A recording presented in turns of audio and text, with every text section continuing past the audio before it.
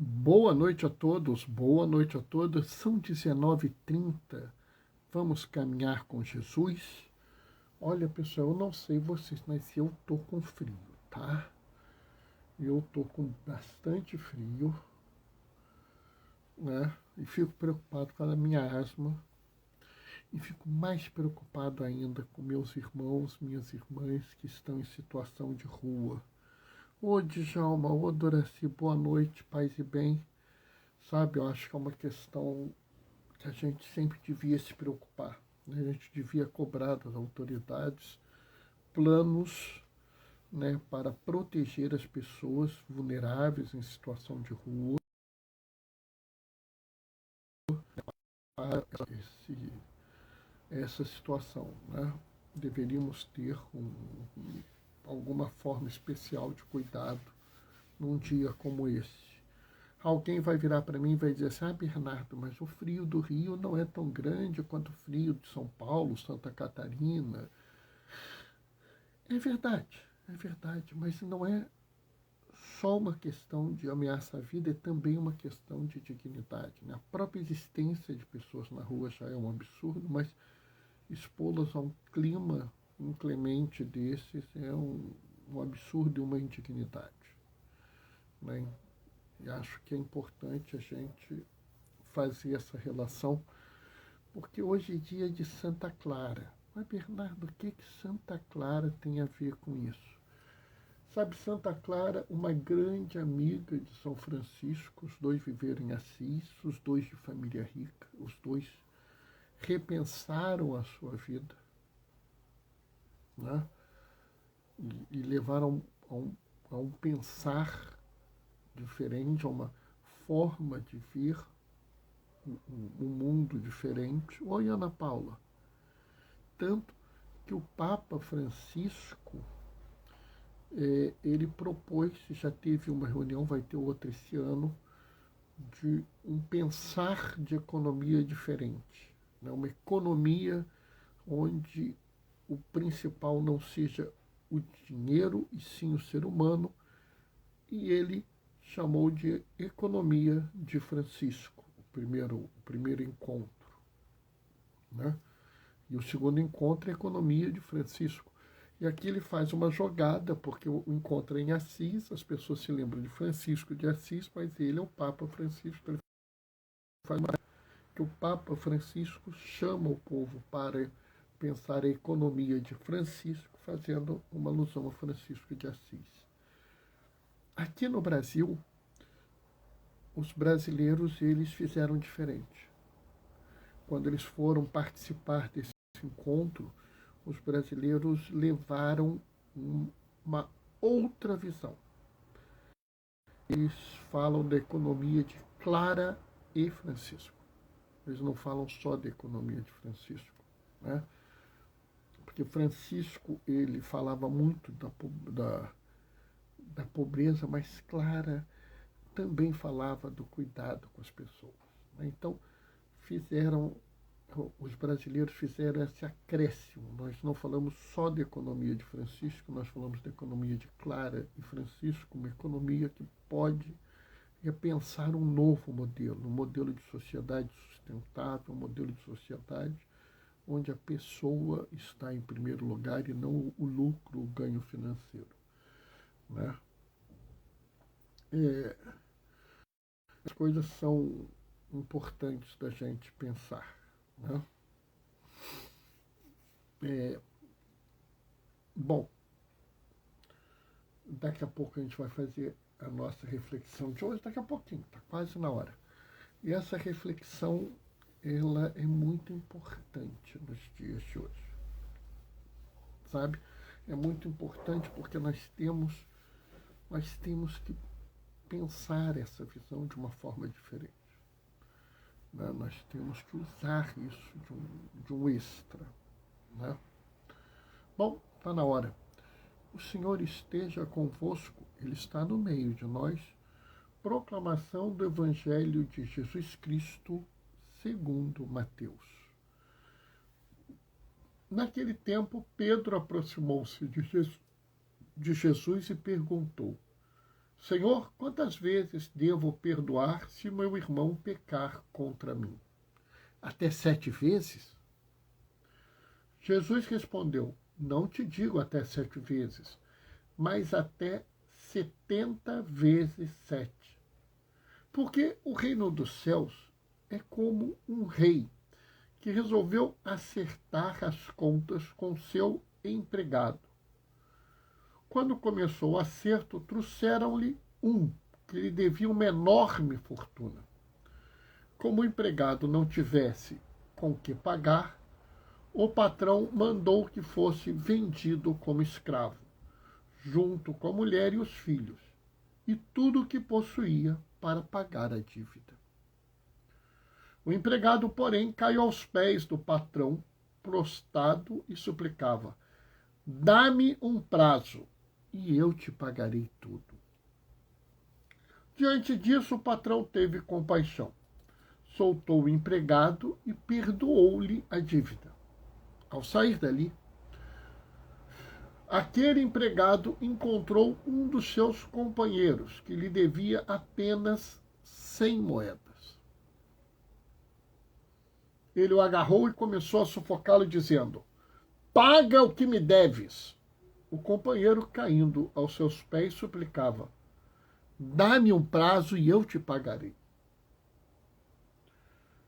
Mas o empregado não quis saber disso. Mandou jogá-lo na prisão até que pagasse o que devia. Vendo o que havia acontecido, outros empregados ficaram muito tristes, procuraram o patrão e lhe contaram tudo. O patrão mandou chamá-lo e lhe disse: empregado perverso, eu te perdoei toda a tua dívida porque me suplicastes. Agora devias também ter compaixão do teu companheiro, como eu tive compaixão de ti. O patrão indignou-se e mandou entregar o empregado aos torturadores, até que pagasse toda a sua dívida. É assim que o Pai que está nos céus fará convosco, se cada um não perdoar de coração o seu irmão. Ao terminar esse discurso, Jesus deixou a Galileia e veio para o território da Judéia, além do Jordão. Palavra da salvação. Essa leitura é uma leitura complexa, tá? Eu sei que muitas pessoas fazem algumas reflexões simples sobre elas. E essas reflexões, elas não estão erradas. Não estão. Mas, assim, ela tem uma série de questões complexas que eu acho que a gente deveria tomar cuidado. Né? Por exemplo, algumas pessoas querem justificar que existe o purgatório baseado nessa leitura. Porque aqui está dito, indignou aquele empregado aos torturadores até que ele pagasse toda a sua dívida. E por isso, o purgatório seria o lugar onde você pagaria toda a sua dívida. Pessoal, tudo bem. Você quer procurar uma justificativa bíblica para o purgatório? Você pode usar essa. Tá. Não vou discutir com você. Mas eu acho que com essa postura. Por quê? Porque eu posso cair numa situação desagradável. Porque se isso fosse verdade, toda e qualquer pessoa poderia permanecer em algum lugar até pagar toda a sua dívida. E, portanto, todos iriam para o céu. O que não é verdade. Entendem isso? Pessoas que são pecadoras terríveis, né? Pessoas que cometeram genocídio, pessoas que massacraram povos, pessoas que, por ganância, exploram a todos os outros. Não há dívida, não há tempo que pague esse tipo de dívida. Então, não é por aí. Mas eu acho que e essa questão é muito importante, que as pessoas ficam assim, esse rei é Deus, Deus vai... Não, esse rei não é Deus. Vamos entender, para que a gente não fique cometendo essas coisas. Talvez, você falando para um grupo de crianças, para ajudar as crianças a entenderem, isso seja razoável. Mas você está falando para pessoas adultas, você tem que pensar melhor. Tá? Então vamos ser bem claros. Né? O que dizia a lei judaica na época de Jesus? Que você deveria perdoar 3 vezes. E bastava 3 vezes. Se após 3 vezes a pessoa continuasse na situação de perdão, de ofensa a você, de agressão a você, você não era mais obrigado a perdoar essa pessoa. Então, vamos dizer assim, fulano me ofende, eu perdoo ele. Fulano me ofende uma segunda vez, eu perdoo ele. Mas fulano me ofende uma terceira vez, eu perdoo ele. Fulano me ofende uma quarta vez, eu podia não perdoá-lo mais. Pelo contrário, eu podia, inclusive, tomar medidas legais contra ele. Né? E, então, para o judeu da época, 3 era o número aceitável. Pedro já chega num número além. Né? Olha, eu estou propondo de perdoar 7 vezes. E Jesus fala, 7 é pouco. Perdoe muito mais que isso. E essa é a visão de quando você convive com o reino de Deus. Quando você segue Jesus. Você deve perdoar sempre. E uma coisa assim que é interessante nessa leitura é o seguinte: o rei é o maior, ali é o suprassumo, né? Ele é a azeitona da empada. A dívida não é pagável. O sujeito deve a ele uma quantidade de dinheiro que ele não vai pagar. Quando o rei chega com a postura de uma pessoa que vai seguir a lei. Você está me devendo, você não tem como me pagar, eu vou te vender como escravo, vou vender a sua esposa, vou vender os seus filhos, vou vender todos os seus bens e vai ser o pagamento. Mais ou menos como o banco faz com você se você tiver uma dívida. Né? Você tem uma dívida, o banco pode tirar tudo, menos a sua casa. Quer dizer, agora ele pode tirar até a sua casa, que foi aprovada uma lei que até a sua casa o banco pode tirar. Né? Então, o rei ia dar uma de banco. Né? Banco, eu sou banco, vou tirar suas coisas todas. Eu sou rei, vou tirar suas coisas todas. Esse homem pede um pedido que o rei sabe que não vai ser cumprido. E mesmo assim, ele perdoa a dívida. Sabe, isso é uma coisa que a gente tem que aprender. É preciso perdoar. É necessário perdoar. Sabe, nesse mundo de ódio extremo, nós precisamos perdoar. Nesse mundo de violência extrema, nós precisamos perdoar. Nesse mundo onde as pessoas querem que você transforme toda e qualquer pessoa que tem uma visão diferente da sua num inimigo, você precisa perdoar.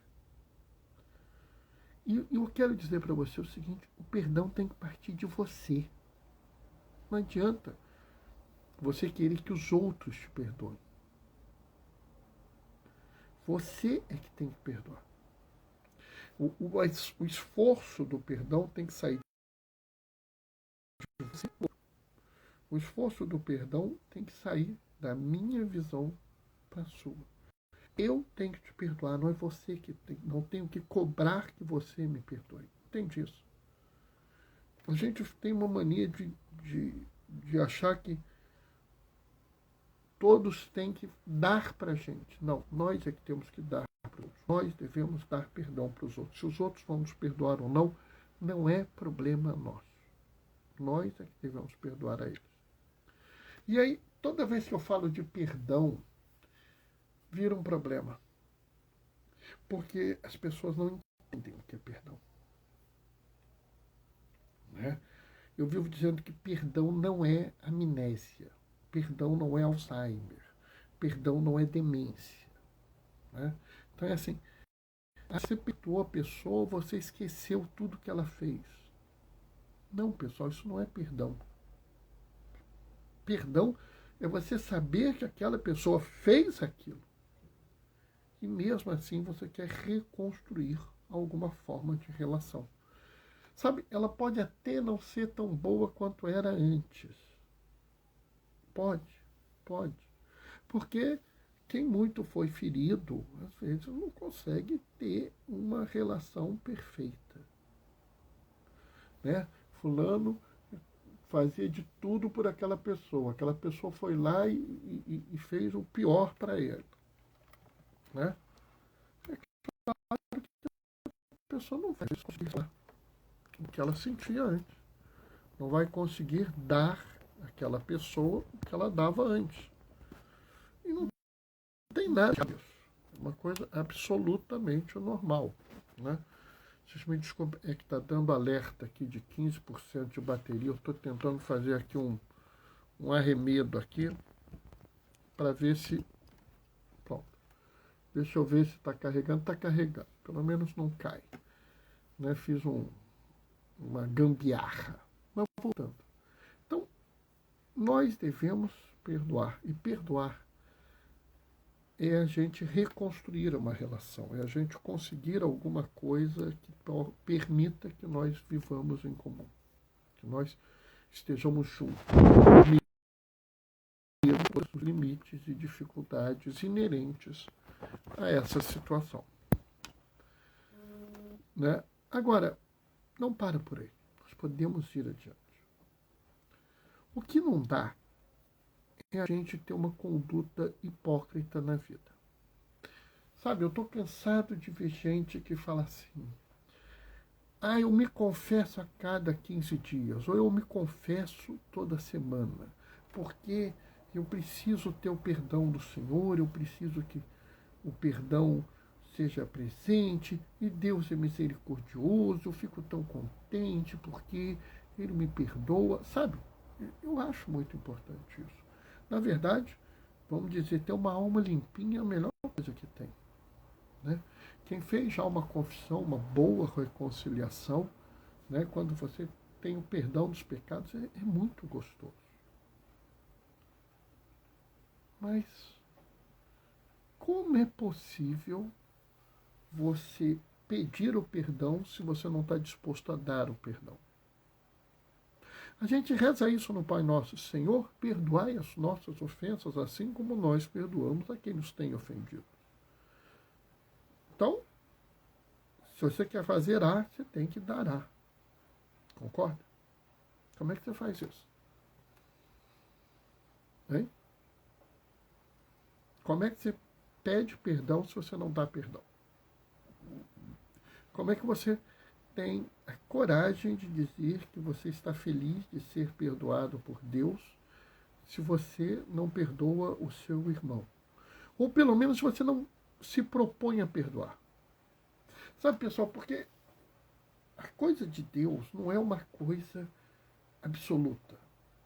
Deus reconhece até o seu esforço de tentar perdoar. Né? Eu tive uma situação muito desagradável com meu tio, né? E durante, sei lá, uns 10 anos eu não queria sequer ver meu tio. Era assim, o pessoal tinha até medo. O pessoal tinha até medo do meu tio aparecer perto de mim, porque era capaz de eu sair no tapa com ele.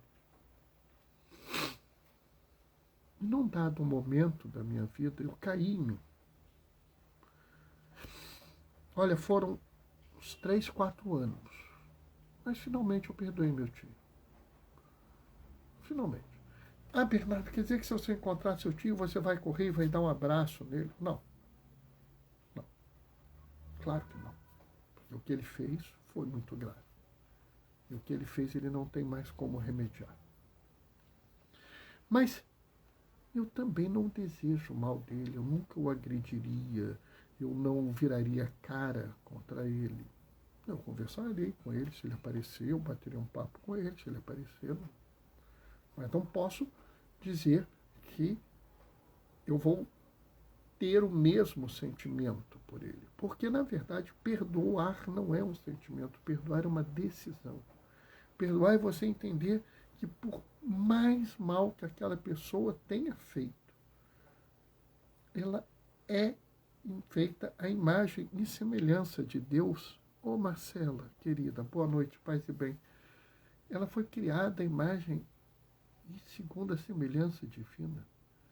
E que, portanto, por mais terrível que tenha sido o que ela fez, ela não perdeu essa natureza. Ela não deixou de ser, boa noite, paz e bem, Marcela. Ela não deixou de ser uma pessoa que merece o seu perdão. O perdão que você dá a todo ser humano e reconhecer que o ser humano é feito à imagem e segundo a semelhança de Deus. Que nada retira a dignidade de um ser humano. Nada modifica a própria característica de ser humano. A pessoa é uma pessoa plena em seus direitos e eu não posso tirá-los. A pessoa é uma pessoa que tem uma vida e eu devo protegê-la. A pessoa é uma pessoa que vive numa sociedade, eu não posso extirpá-la da sociedade, por maior que tenha sido o mal que ela me fez. Nessa vivência de uma sociedade cada vez mais violenta, cada vez mais regida pelo ódio, cada vez mais regida pelo individualismo, nós temos que ser a fonte de perdão. Nós temos que mostrar o perdão ao mundo, porque se não o fizermos, nada mudará, só vai piorar. Então, pessoal, hoje, no dia de Clara de Assis, no dia onde nós somos chamados pelo Papa Francisco a repensar o modelo econômico, a repensar a sociedade, também repensemos as nossas relações e levemos a nossa comunidade à força do perdão. Amém? Bom, essa foi a reflexão de hoje, né? Hoje foi uma correria só. Tive até uma felicidade que hoje o meu sobrinho Juliano veio me visitar, né? Ele está lá no Espírito Santo, mas ele teve que resolver um problema aqui no Rio, né? Aí eu tive a oportunidade de almoçar com ele. Ele veio aqui em casa, eu e minha esposa almoçamos com ele. Né? Juliano é filho da minha cunhada, garoto que eu conheço desde bebê, e hoje é um homem feito, né? Professor no Instituto, no IFES, né? No Instituto Federal de Ensino. Né? Foi uma felicidade, muito bom a gente poder conviver com isso. Né? Bom, pessoal, vou me despedir, né? Para a gente providenciar e adiante e fazer umas novas reuniões aí. Se tudo correr bem, amanhã a gente se vê. Né? Meu plano é ter amanhã live, não tenho nada que me impeça. Né? Então, vou deixar a minha bênção, né? Djalma e Duraci estão mandando amém com mãozinha de oração. Que bom que vocês gostaram. Djalma, que bom que vocês... Duraci, que bom. Vou me despedir deixando a minha bênção. Por intercessão de Clara de Assis, desça sobre vós e permaneça para sempre a bênção do Deus Todo-Poderoso no amor. Ele que é Pai, Filho e Espírito Santo. Vamos lá, pessoal, vamos em frente. É preciso perdoar. Mais do que nunca, hoje nós precisamos perdoar. Levar o amor e a misericórdia de Deus ao mundo. É o nosso desafio. Eu sei que vocês podem conseguir. A gente se vê amanhã. Até lá. Beijos e bênçãos. Tchau, tchau. Opa.